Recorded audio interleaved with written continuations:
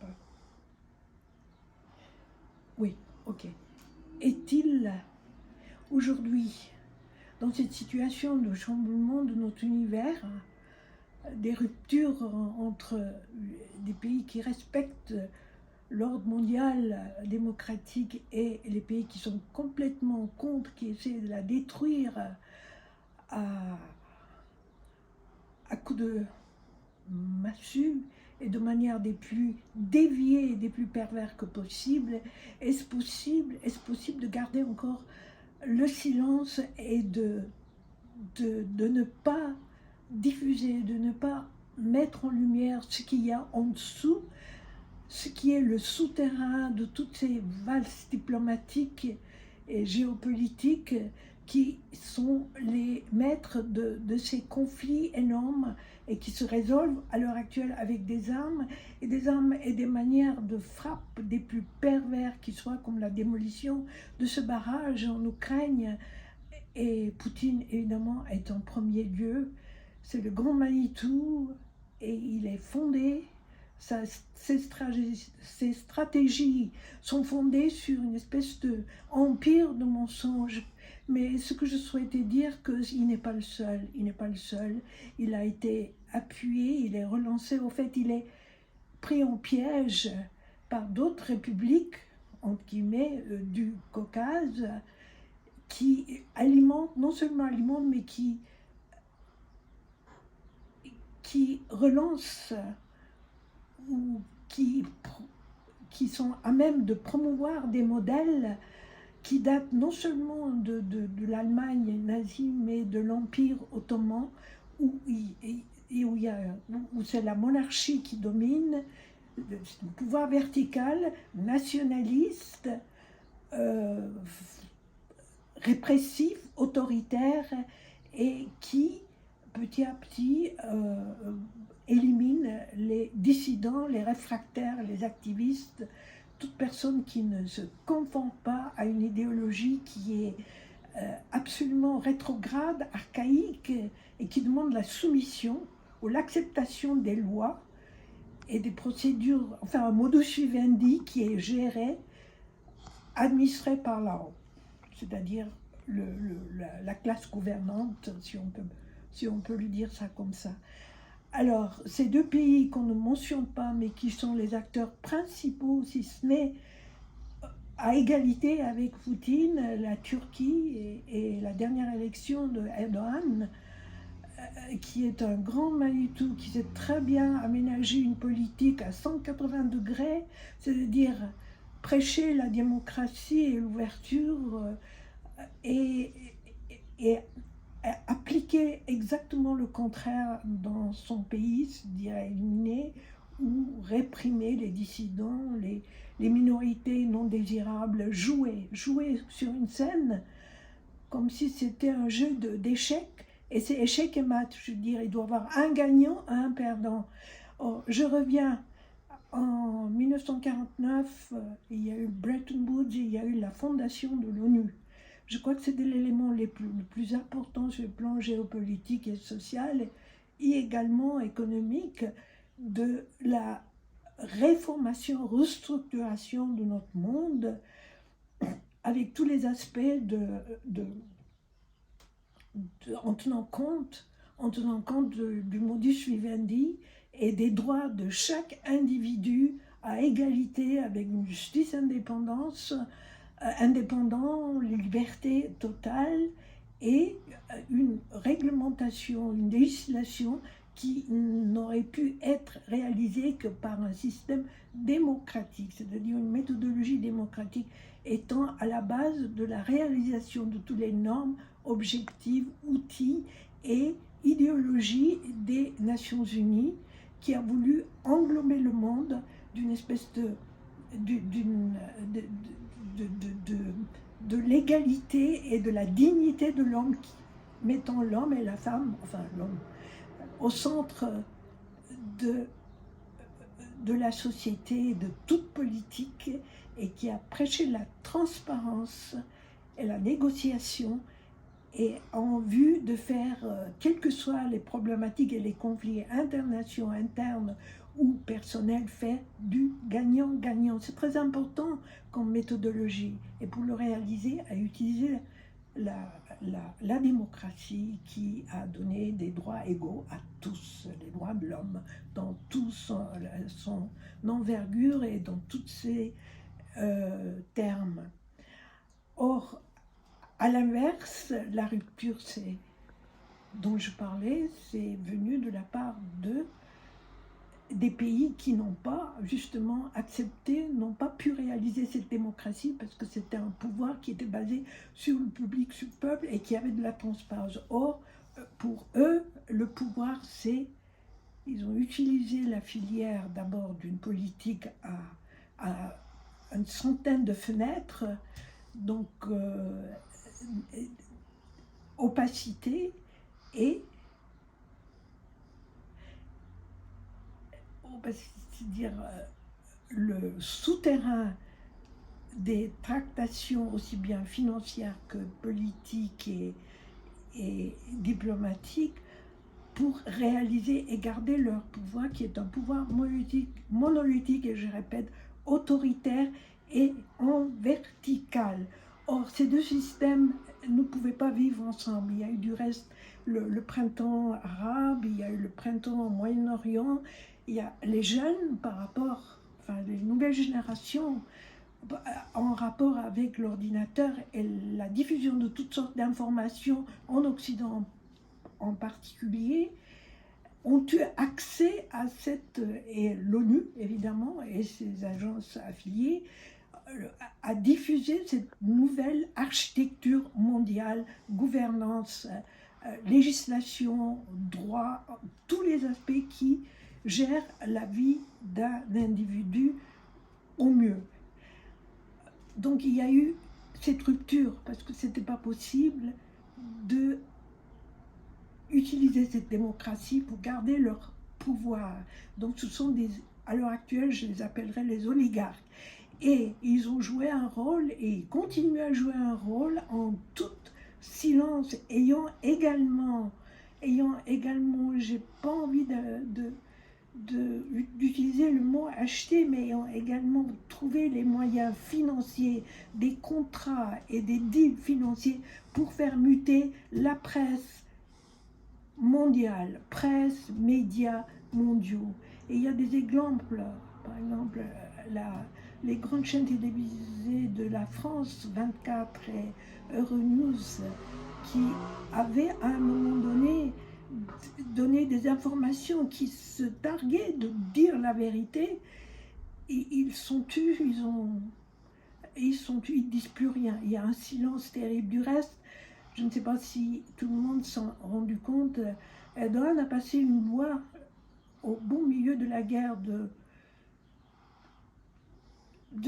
la Russie de l'invasion russe contre Ukraine qui perdure et qui devient de plus en plus obscène, en mettant en reflétant une espèce de mode de vie, une idéologie politico-sociale absolument anarchique, rétrograde et non admissible, qui ne pourrait convaincre absolument personne, en tout cas pas les nouvelles générations, qui ont quand même une autre formation, des autres outils pour construire leur société et leur vie, et qui sont basés sur justement les mécanismes des organisations internationales de l'ONU et le droit international, le droit humanitaire international, et que l'objectif est de réaliser un état de droit où tout le monde est égal et libre. Bon, il y a les dérives, il y a le capitalisme évidemment, et les oligarques ont profité, ils en ont plein les poches. Il y a des milliards qui tournent et qui gèrent la politique qu'ils utilisent. Alors cette politique est de gagner, comme j'ai dit, sur une agressivité totale, arriver à leur but en faisant des deals illégaux souterrains, autrement dit la corruption totale. Et pour finir, je voulais dire que il y a un mot que je voulais quand même ajouter, c'est que dans cette bataille énorme civilisationnelle, c'est pas seulement l'Ukraine, mais il y a l'Arménie qui paye le prix. Et il y a une espèce de politique de nettoyage, on dit maintenant, il y a quelques réseaux qui en parlent, nettoyage ethnique. L'indépendance de Nagorno-Karabakh, du Haut-Karabakh est mise terriblement en question après les 3 invasions de l'Azerbaïdjan qui sont totalement illégales, totalement non justifiables, non justifiées, exactement comme l'invasion de Poutine, enfin de la Russie en Ukraine. Il y a absolument aucune base, ni territoriale, ni juridique, ni conventionnelle, ni historique pour créer de telles inventions, si ce n'est que la rupture de 2 idéologies civilisationnelles. Je le répète parce que tout est lié, et Poutine n'est pas seul, c'est du reste pourquoi il continue. C'est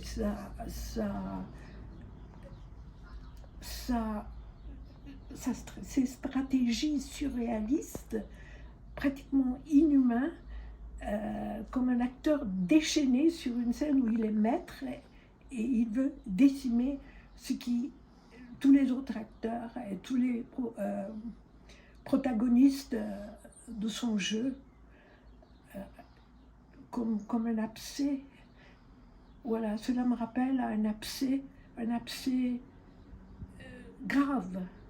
de notre monde occidental, des droits de l'homme, qui grandit, et que tant qu'on n'a pas percé cet abcès, quand on n'a pas trouvé, quand on n'a pas éliminé, d'abord en savoir de quoi il s'agit, les cellules malades, les métastases, on ne pourra pas, à mon avis, il ne sera pas possible de régler cette situation, ni d'arrêter la guerre, ni de trouver un compromis, soi-disant de la paix entre la Russie et l'Ukraine, parce que c'est un ensemble de pays et de stratégies et d'idéologies politiques qui se heurtent à nos démocraties. L'Union européenne, elle tient le coup, mais il y a beaucoup de symbolique, il y a beaucoup de symbolique, je veux dire, il y a beaucoup de dire, il y a beaucoup le Conseil de l'Europe, etc., de pression, mais il n'y a pas il n'y a pas moyen de changer la donne, les donnes politiques à l'heure actuelle, tant qu'on n'a pas percé ces abcès, tant que la vérité ne surgit pas. Or, il y a une vérité qui pourrit les vérités, les faits exacts. Les droits par exemple, les droits des Arméniens, ils sont complètement bafoués depuis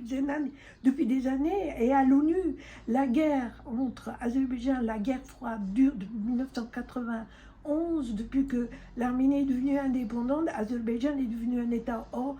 ils étaient des minorités à Nagorno-Karabakh, et c'est une entente, une espèce de négociation au Yalta Talks qui a fait que Azerbaïdjan a été créé en 1923, et le Nagorno-Karabakh a été annexé. Alors moi je pose toujours la question, en droit international, quel est le droit d'un pays quels sont les droits politiques, sociaux, économiques d'un pays qui annexe un territoire sur la population et sur la vie des gens qui sont, enfin sur la population qui vit sur ces territoires dont il annexe, voilà. Quels sont les droits? Il n'y a pas de jurisprudence, il n'y a pas de loi claire qui explique les droits d'un pays qui annexe une population sur la population qui est annexée. Or, c'est le cas de l'Arménie. il y a les pressions perverses énormes pour décimer cette population et puis reprendre les terres pour des raisons géopolitiques, évidemment, accès à la mer Noire, etc. Mais tant que ces choses-là ne sont pas, enfin, tout ce souterrain n'est pas élucidé et n'est pas mis en question, en révision, c'est open, voilà. Et il y a le soft power de la part de ces oligarques aussi. Le soft power, je veux dire, une espèce de manipulation de l'opinion publique, non seulement de l'opinion publique, mais intellectuelle et psychologique. Par exemple, dans le cas des Arméniens, c'est de jouer carrément sur l'identité, les vérités arméniennes, le génocide arménien qui est toujours dénié, alors que il n'est pas possible, puisque c'est un fait qui a eu lieu, non seulement a eu lieu, mais tout le monde en sait quelque chose, légendifié, mystifier, neutraliser des réalités intimes d'un peuple, d'un individu. Alors il y a des lobbies qui sont très, très avancés à faire ça dans le monde entier et qui sont évidemment financés, donc voilà, brader les droits de l'homme, les droits des peuples contre l'argent sale. Voilà. Et je me dresse profondément contre cette situation-là. Et je répète que tant que le monde entier, y compris la société civile, y compris les pays ou les peuples qui se disent neutres, enfin qui se tardent sur la neutralité et qui se concentrent sur les anomalies de Poutine, perversité, j'ai envie de dire, ensemble de casser cet abcès et quel que soit le prix, mais il faut d'abord mettre les points sur une table et juger les deux systèmes qui, au lieu de rentrer en conflit dans une opacité totale. Voilà. Je pourrais en dire plus, mais je m'arrêterai là. Merci.